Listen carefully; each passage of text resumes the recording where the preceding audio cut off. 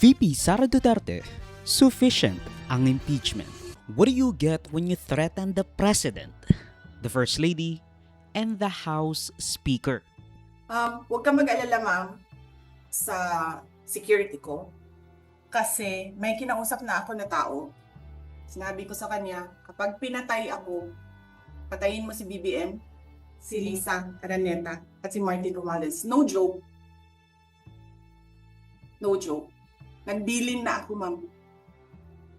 Pag namatay ako, sabi ko, huwag ka tumigil hanggang hindi mo mapatay sila. And then he said yes. In a fit of rage kasi nakulong yung aide mo. Putang ina ninyong lahat. Martin Romualdez, Lisa Marcos, Bongbong Marcos.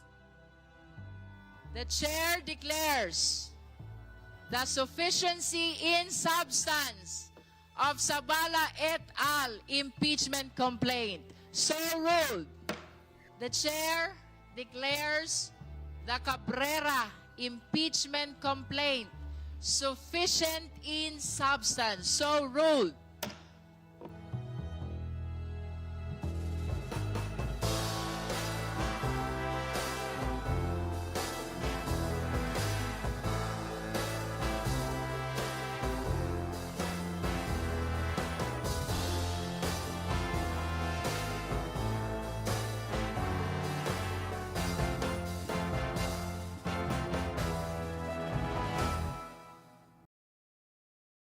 Hindi pinalagpas ng Committee on Justice ang impeachment complaint ni presidential aspirant Sara Zimmerman Ju Duterte with almost a unanimous vote with Representative Bong in hit kay Ann Curtis Suntay ng QC.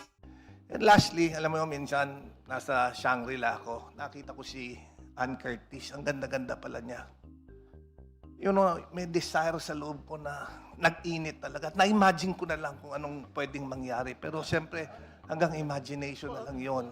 Pero, di naman siguro ako pwedeng kasuhan dahil kung ano-ano yung na-imagine ko eh. Thank you very much, Madam Chair. Madam Chair. The Honorable Zamora. Madam Chair, I would like to have those statements stricken from the record. Madam There Chair, is Happy nothing Women's Month, Madam Chair. sexual dun sa sinabi ko. Aside from the confidential funds na naging sentro of Duterte's tenure as DepEd Secretary as she notably spent 125 million pesos sa loob ng 11 araw.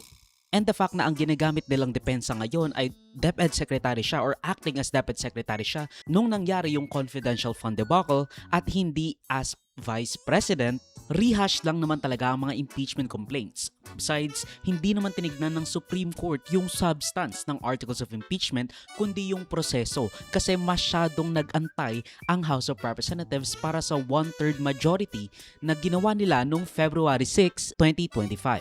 I quote, "Our fundamental law is clear. The end does not justify the means." Another quote, "There is a right way to do the right things at the right time. This is what the rule of just law means. This is what fairness or due process of law means, even for impeachment." End of quote. However, the court said it is not absolving Vice President Duterte from any of the charges against her. Yung unang impeachment complaint laban kay Duterte na i-file ng Makabayan Bloc ay na-dismiss 22-10 dahil mukhang ayaw makipaglaban at isugal ng House of Representatives na mawala ang impeachment trial dahil sa technicalities, dahil sa immature na pag-file ng impeachment complaints ng Makabayan Bloc. Now we shall proceed to vote. Again, our parliamentary status, there is a pending motion to declare, to set aside the first impeachment complaint, that is Castro et al. Impeachment complaint on the ground of violation of 1-year prohibition period. The same has been seconded, the same has been objected to as well, and we shall now proceed to divide the House.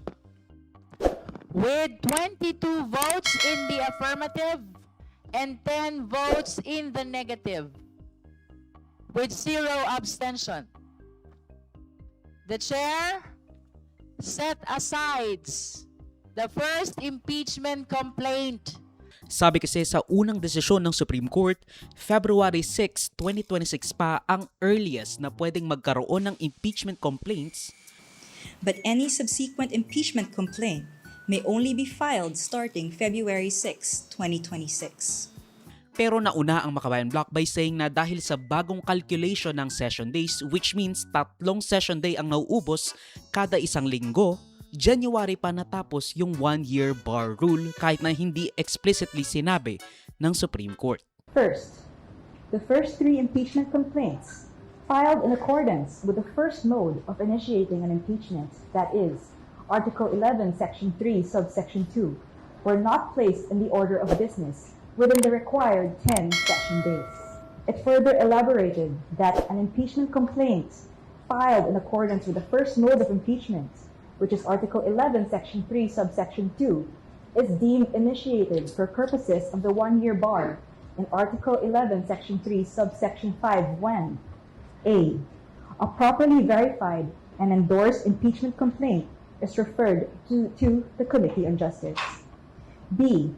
A properly verified and endorsed impeachment complaint is not placed in the order of business of the House within 10 session days or referred to the Committee on Justice after it has been put in the order of business within 3 session days as required by Article 11, Section 3, Subsection 2 of the Constitution.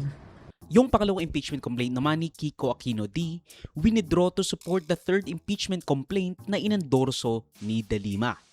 By the way, yung second at third impeachment complaint, parehas na inendorso ni De Lima, while Akbayan Party List Representative Percy Sandanya endorsed the second impeachment complaint. Please raise your right hand. Do you swear to tell the truth, the whole truth, and nothing but the truth before this committee? Please answer. Thank you. Thank you, ComSec.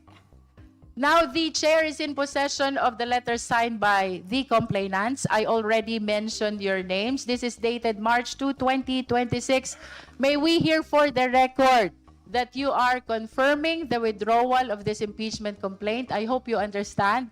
This is a very significant intervening event because this is an impeachment complaint that even before it is heard, you wish to withdraw already. So may we recognize the Mr. Francisco Joseph D. I'm sorry.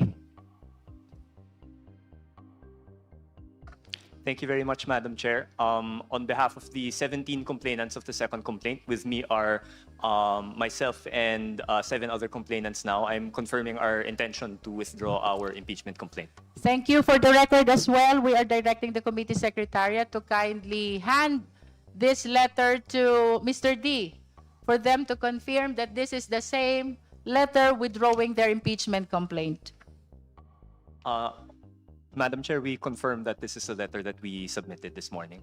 Thank you, Mr. D. In the presence of the justice members and all the Filipino people who are watching right now, Mr. D, in behalf of all the complainants, is confirming the letter of withdrawal of their impeachment complaint. Madam Chair. Thank you, complainants. You may Madam take your Chair. seat.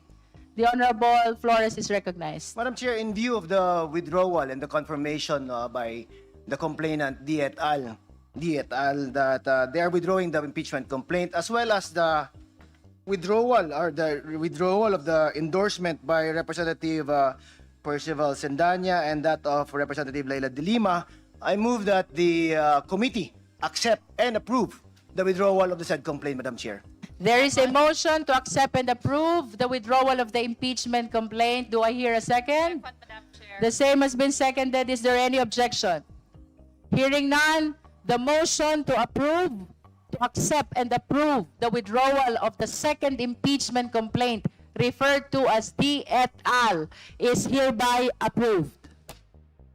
Ang pang-apat naman, endorsed by Congressman Abante of Manila, was also approved kasi, same old lang. Kumbaga, rehashed as I previously said. And besides, Abante is basically one of the old faces ng nagaharing name-only majority sa House na kontrolado ng mga Marcos.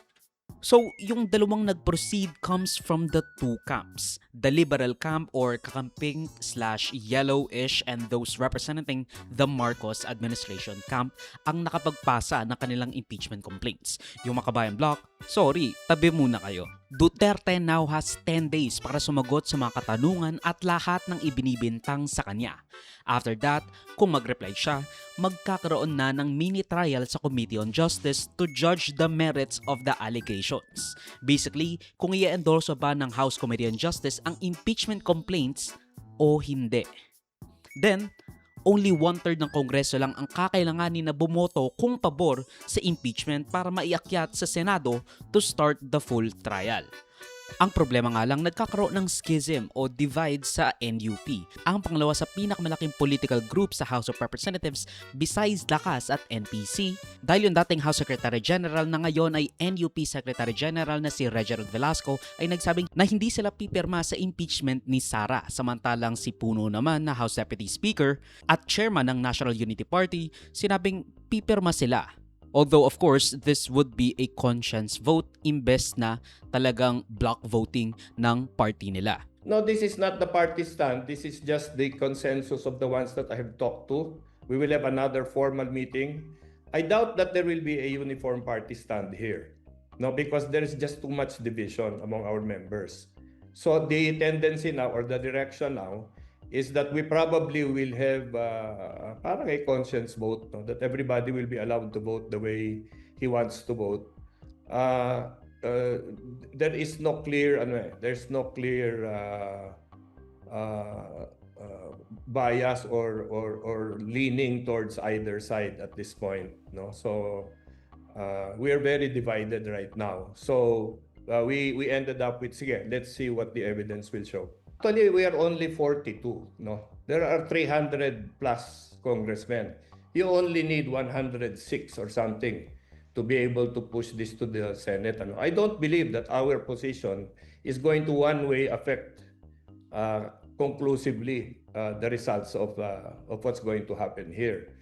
But it's important for NUP to say that we are going to listen to the hearings, we are going to wait for evidence that we have not seen before, and which will convince us that there is a liability and a basis for raising this up to an impeachment trial in the Senate.